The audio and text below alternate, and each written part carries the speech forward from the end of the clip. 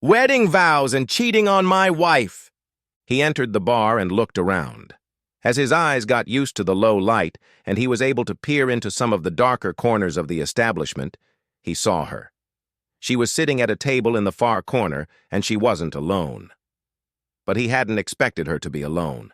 The guy sitting next to her had his arm around her shoulders, and his right hand was caressing her right breast. Keeping his eyes on the two of them, he walked over to the bar and ordered a Coors Light.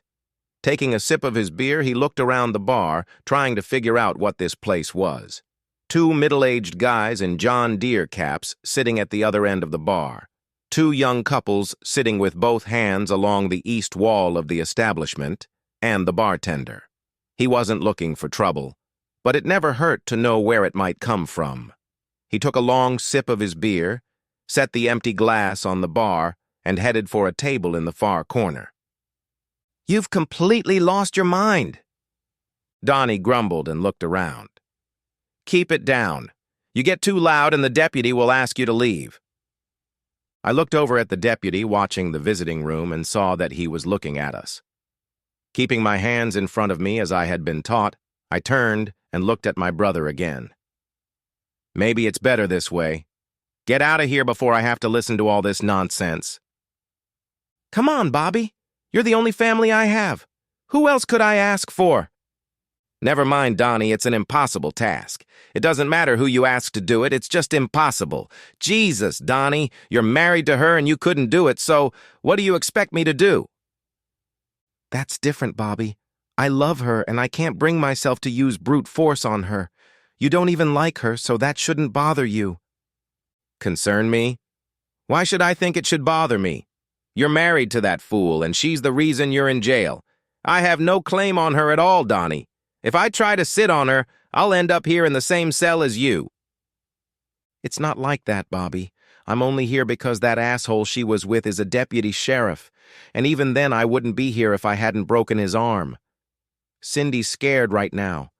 Her fooling around has never led to anything like this before, and she'll listen to you. You have to do this for me, Bobby. I love her, and I need to know she'll still be there for me when I get out." I just sat there looking at the stupid asshole and wondering why he couldn't just pray that she would go away when he did his time.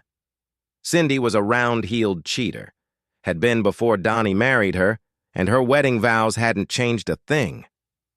My brother was right when he said he knew I didn't even like her, but I don't believe he knew the real reason why.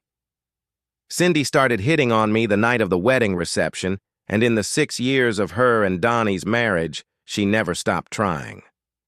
I didn't really like her because of what she was doing to me. I wanted this beautiful cheater, I really did, and she knew it and played on it as best she could. But no matter how hard she tried, and no matter how much I wanted her, she was still my brother's wife. That thought gave me an idea. "Donnie, you know she's running after you. She's a cheater, and nothing you've done so far has changed that. The only way to make sure she's here when you get out is to move in with her or get her to move in with me so I can sit with her. What happens then? You know, and I know, that sooner or later she'll end up in my bed. What then?" Donnie turned away and said, "Do what you have to do, Bobby. Just make sure she's there when I come out." Cindy was not happy when I showed up at the house and told her she had a choice to make. I'm sure she was looking forward to 120 days, minus time off for good behavior, of rampant infidelity, so it was a bit of a shock to her to learn that I would be her babysitter. I told her what Donnie had asked for, and then explained what it was. "You can either move in with me or I'll move in with you. Your only option is to pack up and leave town. As long as you're in this town and I can find you, I'll make it rain on your parade. So if you stay in town, the choice is mine or yours." "Be serious, Bobby. You can't watch me 24 hours a day unless you quit your job."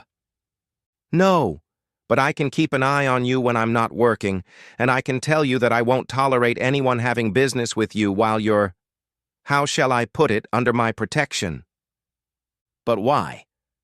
Why do you care?" "Because my brother asked me to."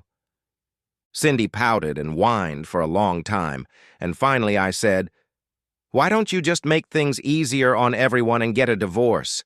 I know Donnie loves you and is afraid of losing you, but you obviously don't care about him. Why not take advantage of the fact that he's spending the next 90, 120 days in jail and leave him?" "I can't." "Why not?" "Because you're wrong. I care about him. In fact, I love him to death." When I heard her say that, I could have been knocked over with a feather. I stood there looking at her and she spoke. "It's true. I love him." "How can you stand there and say that when everyone knows you cheat on him every chance you get?" "I can't help it, Bobby. I need sex, lots of sex, and Donnie just won't give it to me. Twice a week, regularly, like clockwork, for 3 minutes at a time. And then he leaves, goes to bed and leaves me hanging. I married him because I love him, but even before I got married, he wasn't giving me what I need. I just have to go out and find someone to have sex with me. If the fact that I find my own guys to have sex with because my husband doesn't want to makes me a cheater, then so be it." She finally told me that she had no intention of living in her own house, so I could move in with her while Donnie was still under lock and key. "But you better understand, Bobby, I'm not going to do any favors for you." That night, I moved everything I thought I needed to move. The next day was Saturday, and I didn't have to go to work. As soon as I got up, I knew immediately what Cindy meant by, "I'm not going to do you any favors." Cindy was already in the kitchen when I arrived, and she was as unclothed as the day she was born. She saw me raise my eyebrows and said, "Get used to it. I'm usually naked when I'm home." Whether that was true or not, or if she was just pulling my chain, I didn't know, but for most of the morning she just bustled around the house doing chores like that and ignoring me. Around 2, she took a shower, leaving the bathroom door open, and left the bedroom door open while she got dressed. I spent the rest of that day berating myself for letting Donnie talk me into being his watchdog. Around 6 in the evening, Cindy called me and asked me to come to her bedroom and help her do something. I walked into the room and found her wearing only high-heeled shoes, nylon panties, and garters. "I need you to help me zip her up," she said as she climbed into a black cocktail dress. "Where are you going?" "To drink and dance." "Dressed like that?" "When you're going fishing, you have to use good bait." "You know I won't let anyone near you." "You're going to be right next to me, and you've had a busy day all day. Who knows what might happen before we get home?" She then reached down and squeezed my dignity. "Or we could skip the date and just do it now. You know you can't do without me dragging you into my bed the whole time Donnie is gone, at least not while you're staying here. What do you say? Do you want to get right to the point?" I pushed her away from me and went to get my tracksuit. It was one of the worst nights of my life. The bar she brought us to was full of people and had a loud and rowdy rock and roll band playing. No sooner had we walked through the door than some guy Cindy knew grabbed her arm and dragged her to the dance floor. She tossed me her purse and told me to find a table for us, and then I spent the rest of the evening pushing her away from guys who were determined to leave her alone and have sex with her. She went to the restroom, and when she didn't return for what seemed to me a reasonable amount of time, I went in search of her. I found her leaning against the wall next to the women's restroom while the guy kissed her and got his hand under her dress. Twice after the guy asked her to dance, she disappeared from the dance floor, and I found her in the parking lot. The first time I caught her just as she was climbing into the back seat with the guy, and the second time she was lying with her back on the hood of the car while the guy was getting ready to have sex with her. Both times I had to use physical force to pull her away from the guys. Cindy laughed at me as I pulled her into the bar the second time. "You think you can do this for another 4 months, Bobby? The only way to keep these guys away from me is to do it all myself. Come on, Bobby, how about this? Let's just go home and make the bed springs rattle. If you can do that more than twice a week and for 3 minutes at a time, you can keep me out until Donnie comes home. Come on, Bobby. What do you say?" I say you're a cheater, and it's never going to happen. 15 minutes later, I found her in a booth in a dark corner of the bar with some guy.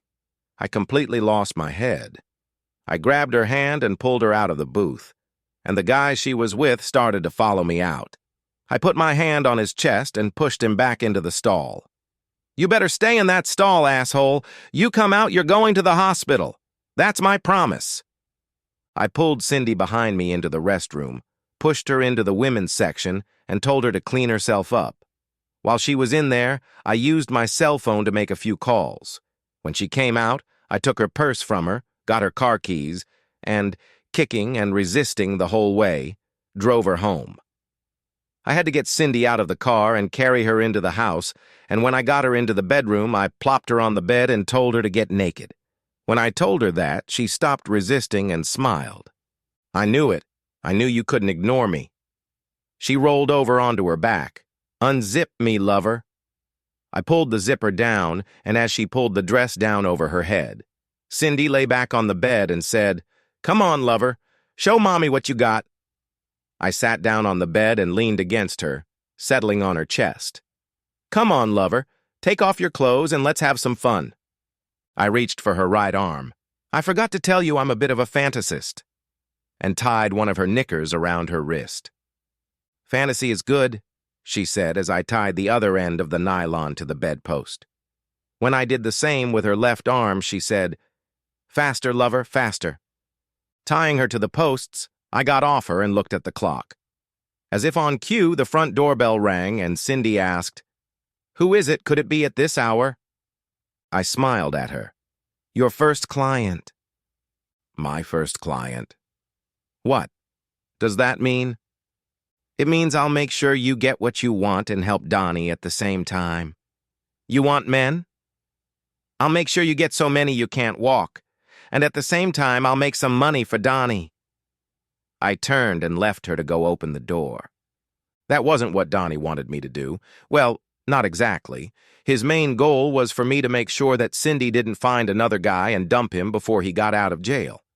It wasn't until Saturday that I realized there was no way I was going to be able to keep Cindy on top and keep her away from men. I already knew she'd still be waiting for Donnie to get out. She'd told me so herself. I love him. So the solution to the problem of how to keep her from looking for guys was to keep her in jail and make sure she got them in abundance. While Cindy was in the bathroom, I called guys who at one time or another expressed a desire to have sex with Cindy. When Donnie got out of jail, he faced another problem. He was required to pay the medical bills of the man whose arm he had broken. I opened the front door and saw Tom and Joe standing there. Joe said, "This is all real, isn't it?" "Absolutely. She's in the bedroom waiting." I held out my hand, and they each handed me $100. Why were they paying for something that Cindy usually gave away for free? Because although Cindy was a round-heeled cheater, she was a selective cheater and only went after young, good-looking guys. Tom was fat and 50, and Joe was short, bald, and overweight, and they would never get a taste of her, until now. It was 7 o'clock on Sunday morning when the party was over. There was $1,100 in Donnie's hospital fund when I closed the door behind the last man. I went back to the bedroom and looked in on Cindy. Her shoelaces had been untied during the night and they had come off. She didn't look too bad. She was asleep and had a smile on her face. I pulled the covers over her and then went to the spare bedroom and went to sleep. I suddenly woke up in the middle of what I thought was a wet dream. But it wasn't a wet dream. Cindy was lying beside me and caressing my body. I glanced at the bedside clock and saw that it was 3 o'clock in the afternoon. Half of me, 48% actually, was saying, "You should push her away. She's your brother's wife, for Christ's sake." But I told Donnie that the odds of Cindy and I ending up in bed together were high.